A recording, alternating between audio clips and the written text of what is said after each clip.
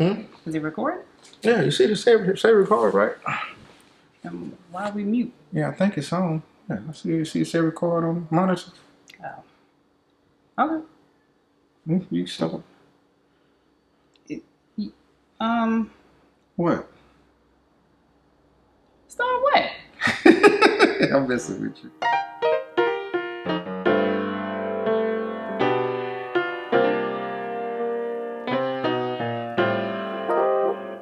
Let the church say.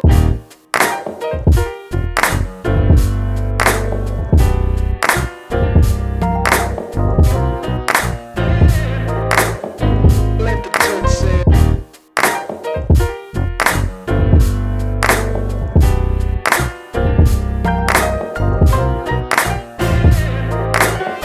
Let the church say.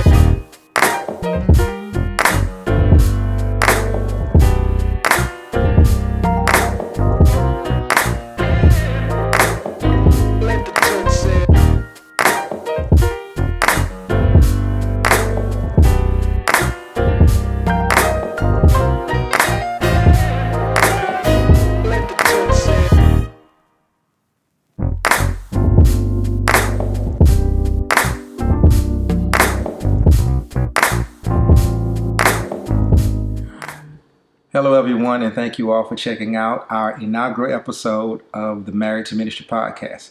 I'd like to introduce you to my lovely wife of 22 years, master educator, school counselor, licensed therapist, and supermom, Gladys Hollis. And I'd like to introduce my husband of 22 years, multi-award winning singer-songwriter, independent recording artist, evangelist, entrepreneur, and super dad, Richard Hollis. Well, on this first episode, we wanted to take this opportunity to lay the groundwork for this podcast, tell you why we chose to do a podcast, and give you all a brief background on us and our ministry. The mission of the Married to Ministry podcast is to point couples to Christ and commission marriages for the gospel. We pray that in this endeavor, we help and encourage married couples to anchor their relationships to Christ and make Him the center of their focus. With Jesus at the center of your life and marriage, there is nothing that can come between you and your spouse. We chose to call it the Married to Ministry podcast because we believe that marriage is the second greatest union God gave man, next to believing on and becoming one with Christ Jesus. The biblical definition of marriage is of a God-given, voluntary, sexual, and public social union of one man and one woman from different families for the purpose of serving God.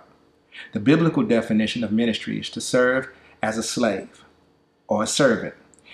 In the New Testament, ministry is seen as a service to God and to other people in His name. Jesus provided the perfect pattern for Christian ministry in Matthew 20:28, Mark 10:45, John 13:17. He came not to receive service, but to give it. And as a disclaimer, we like to say that we don't have all the answers, but we know someone who does, and He loves us enough to leave a roadmap here called the Bible and lead and guide us on any matter we may face in the world, including marriage. Brothers, we're commanded to love our wives the way that Christ loved the church. Ephesians 5:25. Christ has an immeasurable, unconditional love for His church, a sacrificial and selfless love that never gives up on anyone. Sisters, we are commanded to submit to our husbands as the church submits to Christ. Biblical submission allows a wife to confidently follow her husband's lead, and Ephesians 5:23 makes it clear that a man does have responsibility for leadership in his home. But it's only as a leader that his wife submits to him, not as a tyrant or her superior. It is our desire to live and love one another with the same mercy and grace that Christ has for the church. As a couple, we seek to honor God by making our marriage priority and serving one another as a service to Christ. Marriage is our first ministry, and together, as we care for and serve one another as husband and wife, we can better serve those who God allows us to come in contact with on a daily basis. For we are only beggars telling other beggars where we found food. And that's a quote from D.T. Niles. We have covered a lot of ground in our 25 years together, 3 years dating, 22 years of marriage. Through this ministry, we will honestly share our lives, experiences, issues, and trials in hopes that you can learn and grow with us. Well, not for everybody, but just for anybody who's willing to hear. With all of that out of the way, how did we meet? You wanna? Now we're gonna tell the truth. Don't make up no fairy tale. Yeah, because he chased me. No, so we met at HCC in 1995. For those that are not in Houston, they may not know what that is. Houston So, Community College. It was in 1995. And I remember the teacher said, exchange numbers with someone just in case you are absent. So he chose to get my number. And yeah, so, okay, yeah, I asked for his number. I asked for his number. Back in that time, you know, a lot of the young men that were there, he was the only one that didn't show any type of interest or whatever. And so I did take interest in him. I mean, he came into the room and it was like he was gliding like on that Gina and Martin episode. And he was all glossed up and just glowing. And then I realized it was because he had a chapstick on and it was all greasy and he had a tattoo on him and that was greasy as well. So that's why he was glowing. But anyway, but it was just something about him. When I saw him that day, he carried himself well. You know, he walked in with confidence. He was late, always late. I don't know what that was. I guess he just always wanted to make an entrance, had his backpack on. And I always paid attention to him because of the confidence that he had. Because at that time, I really didn't have confidence within myself. And that was just background things that I've gone through in life. But it was just something about his aura that drew me to him. Unfortunately, at the time, he had a girlfriend because I seen him and her walking in the foyer of the school with the same shirts on. And, you know, we still hadn't got the matching shirts yet. And we've been together 25 years. But anyway, but yeah, so maybe that's why he was poised and didn't say anything to me because he respected the girlfriend that he had. Fast forward, I met one of his best friends, good friends, who we were not dating or whatever, but we were talking.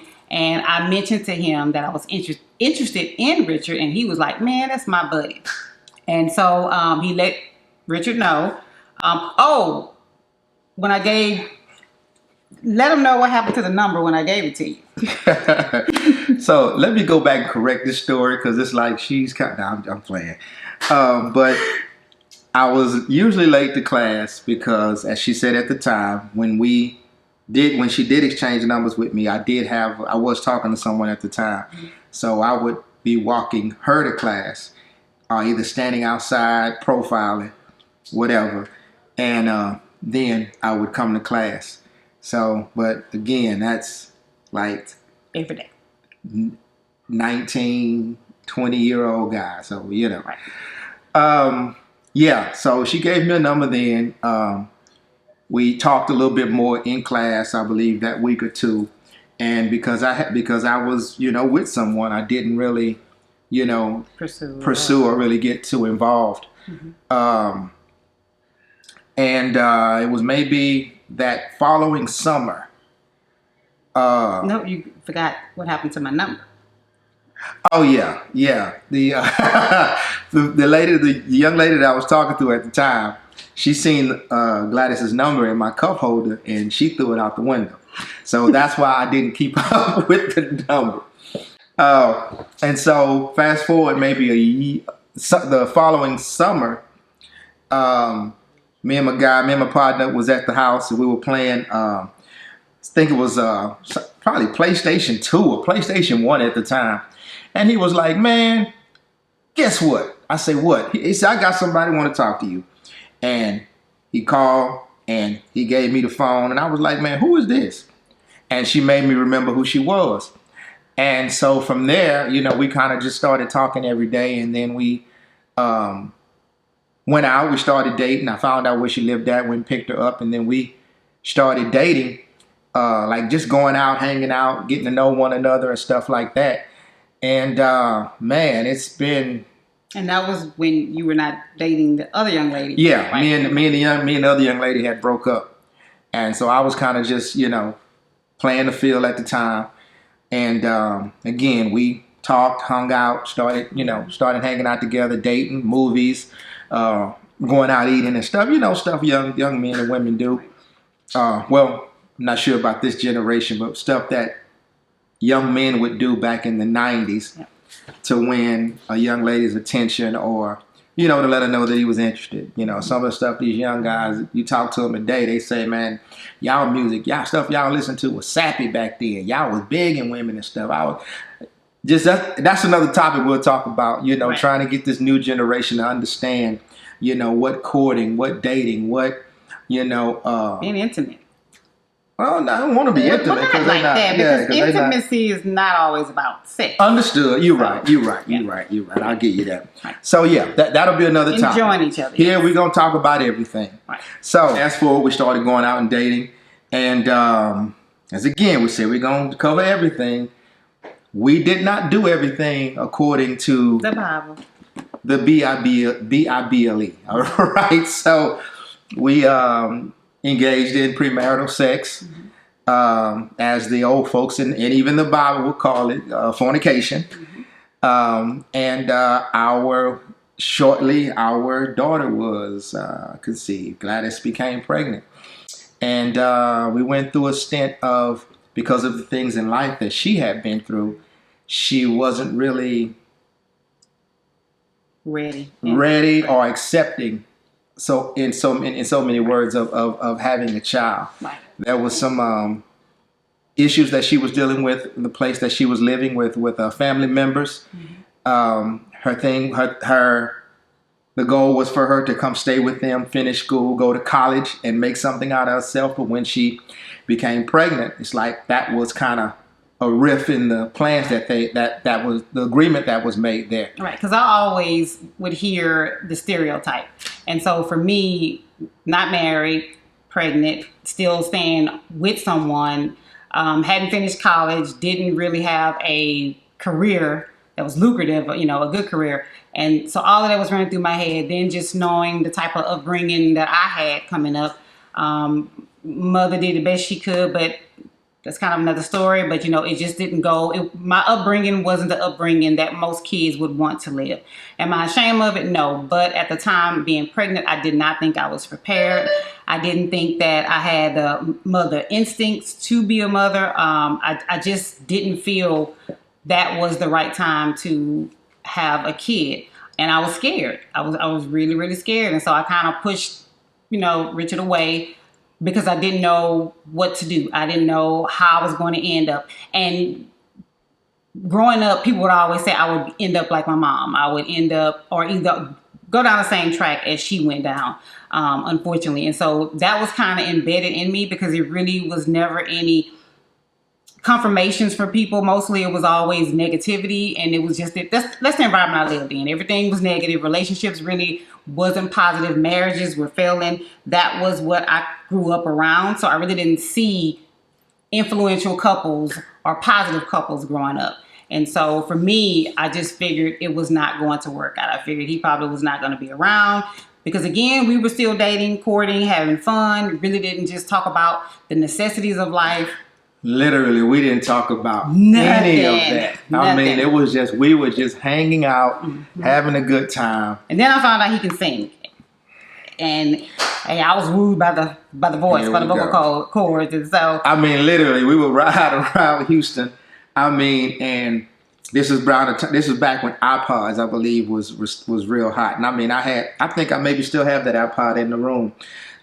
Literally, man, like a playlist, man, of just like over 30,000 songs.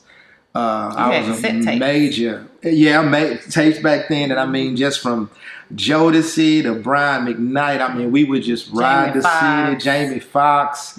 Man, we would just ride the city and just like really just like hang out, chill, spend time with one another. If I wasn't at, if we weren't at one of the spots we hung out at, it was either at her spot, her uncle's spot, or either we were over at my mom and dad's place. Right, but never took the time to just talk about goals. I knew you wanted to sing, but when it came to me, I really didn't have any. And that's what I was attracted to him about, because he was so confident and passionate about what it is that he wanted to do. And he was so for sure himself. Well, me, on the other hand, I was not. Very insecure. Just really didn't have no direction in life. I thought I did because I, wanted to be a dermatologist, because as a kid, I was taking my mom because she was a registered nurse. well, LVN, and she had a little medical bag, and people did think that was something that I would have aspired or have actually made a career out of, but it didn't go that route. But I kind of knew it was something in the area of nurturing anything that's dealing with medical. And so I ended up, I'm a clinician, so I am in the medical field, it's mental health, but it's the same thing. But back then, I really didn't know what direction I wanted to go. And then I always had those negative thoughts that people would just instill in my head, which was, you're not going to be nothing. You're going to end up like your mom. You're going to end up on drugs.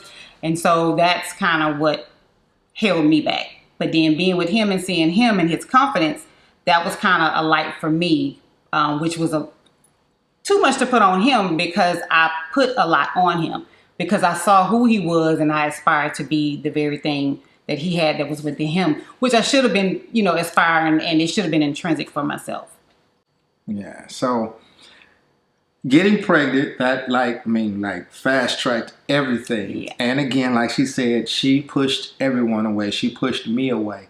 I mean, like to the point where when she came and told me that, she thought she was pregnant, and we went and found out for sure, it was like she literally just shut down. I withdrew. And literally she withdrew and pushed me, away. It wasn't taking my phone calls, wasn't, allowing me to come by and see her. And it was just like, man, what happened? What happened? I'm calling her sisters. I'm talking to her uncle, like, man, what's going on? Blah, blah, blah. And at the same time, trying to figure all that out, talking to my people, and then excited of the fact that, hey man, I'm gonna be a dad. That changed something in me from the, wanting to be the player guy, the out running around and doing all of that, to, okay, I got somebody I'm responsible for. And it immediately hit me when, and a little bit later it hit me when I found out that, that it was going to be our daughter, Tiara, that it was going to be a girl. Like, okay, man, something my old guy told me when as a teenager, I heard just eavesdropping. He told a guy, he said, man, the same way you treat somebody else's daughter, somebody going to treat your daughter like that one day. So that flipped my mind. Okay, man, I don't want nobody to treat my daughter like that when she get up a certain age. So immediately a switch flipped inside of me where I just wanted to be responsible. I wanted to be mature. I wanted to make sure my financials was the best possible order they could be in, so I could take care of my daughter. But then here it comes. She's feeling like withdrawn, like I don't even want a child. I'm not ready for this. I want to get an abortion. And that threw me for a loop because I was excited. We were like at two different ends of the spectrum. And, and then just to clear up what was going on with, have someone who all my family saw as, he's a good man. That's what they all said, Richard is, they called him Sugar Bear. Because Yeah. he was just everything that most of the women in my family did not have. But just that fear of being pregnant, and again, seeing what it's like in my family growing up, which was, family members getting pregnant and the men would leave, having multiple girlfriends, I'm seeing all of this and I'm watching. I was very observant. People kind of called me strange and a nomad and stuff. I was that kid again that when everybody was playing, I was playing with little bugs. That was just me. And so, but I was always observant. I have always been that way. I've always watched people. I always listen more than I talk because I just wanted to get a feel for people. And I guess in that sense, just seeing that and knowing how men treated the women that was in my life, I just felt like, well, let me go ahead and just leave before he leaves. That was me. I was a runner, before I even allow him to just say, I'm done. She's a runner. She's a track star. And I was a track star too. But so I was just one to just say, I'd rather not show the hurt and just be the one to project the hurt.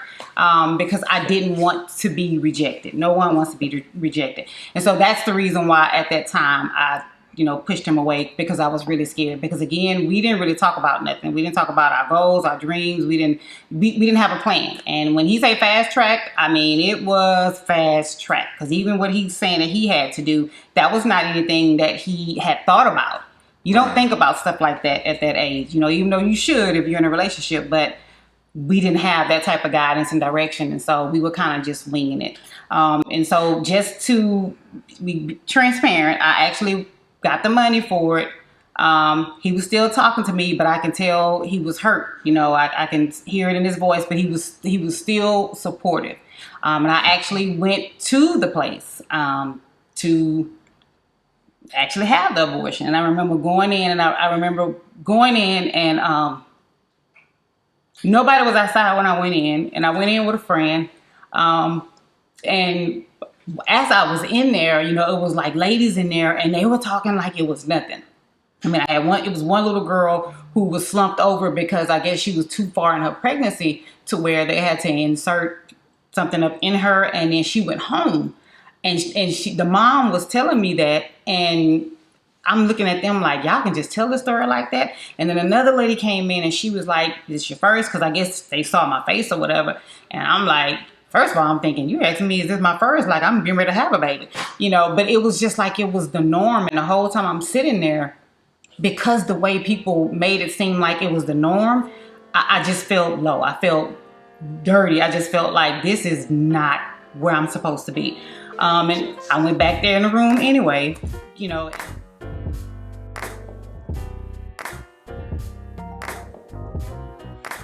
We thank you all for taking this inaugural ride with us here on our first episode of the Married to Ministry podcast.